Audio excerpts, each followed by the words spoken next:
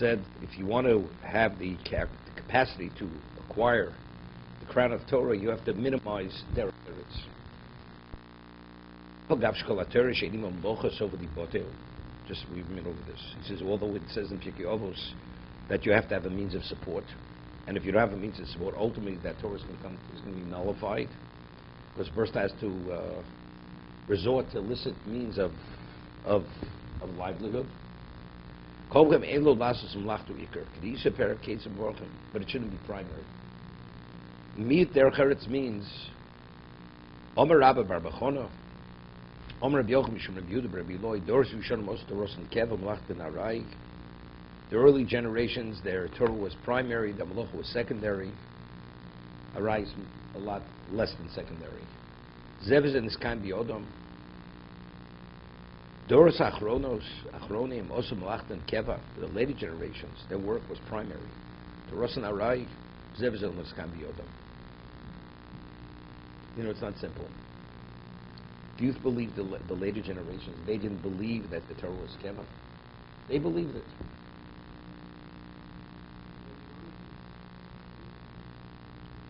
A person can learn 15 hours a day, and he works 3 hours a day. It's Malach and Keva. It's right. It's what the mind is. Why am I working? Am I working only to facilitate the Torah? Am I working because I have an interest in what? In the material. If you have any interest in the material, then work is very important. Understand? If I live, I have to eat. Do I have a choice? It's only because it's a necessity. It's a necessity which I can't avoid.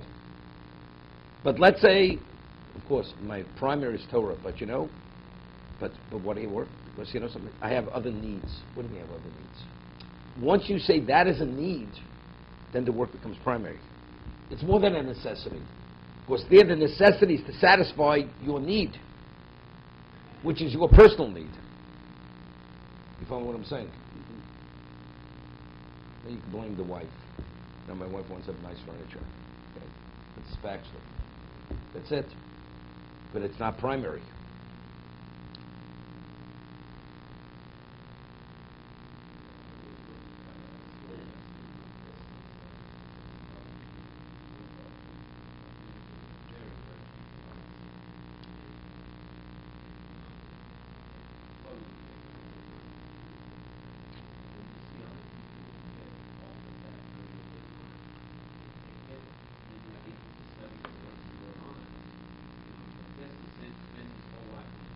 Different.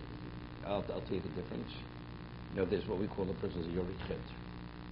What's a yorichet? So Mishloach Hashem says, you fear sin. You never know. You're always worried what's lurking around the corner. Rav Dessler, because he was a yorichet, it's true. But you never know. It's possible that may not be the end result. It may lead me elsewhere. You know, something I don't want to even get involved because of Zira's chet. It could work out fine. But if you're yorichet, you don't even want to go there. Because there's a chance, it may be one in a million. You know something?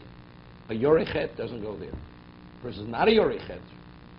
I'll be able to sit and learn you, but you never know what it could do. There's a chance. I'm not worried about the chance. A person's yorichet is worried about that chance. It's a very high level, right? Except, doesn't make a difference. But that was an outgrowth of his yiras chet. That's tashkocha. Where's that? Yiras chet.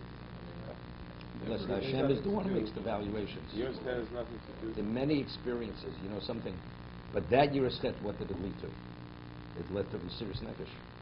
Traveling and not sleeping for the sake of Torah, what's the value of that serious nefesh? The person is guaranteed he doesn't have to worry because he's financially secure. What's his Mesiras Nefesh? He had a good deal, he had an opportunity, he took, he made a decision, okay.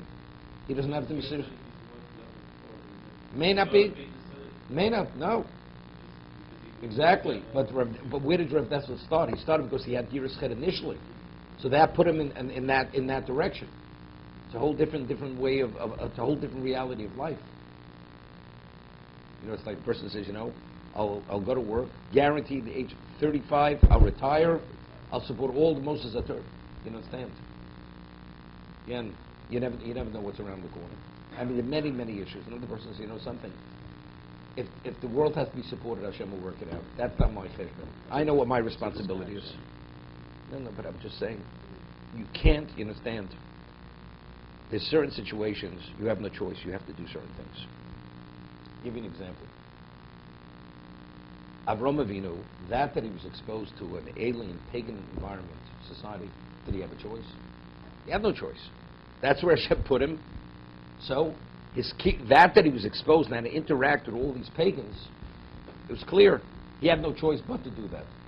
Person has a question of sitting in the yeshiva and advancing and influencing observant Jews.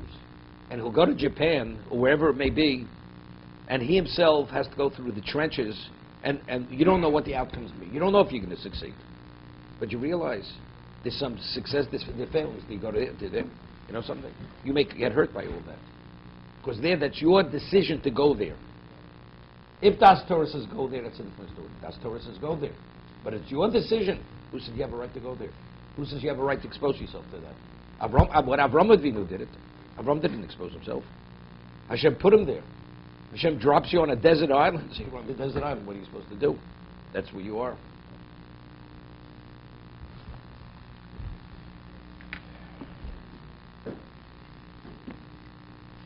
You see over here, if you're exposed to Das Torah, people really, you understand the nuances of life. Otherwise, most people, they say, it doesn't make sense. You know?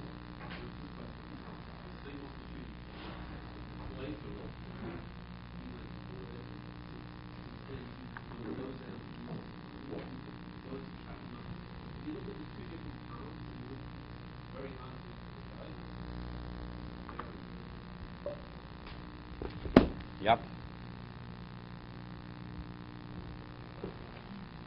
Avram, you can sit on this side. Yossi Perlo's not here today again. And I'm not sure if David's back yet. He's out of town. David's here? Okay.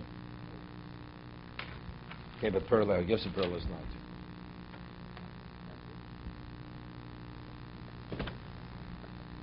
Daniel, you can sit on this side also. Yep.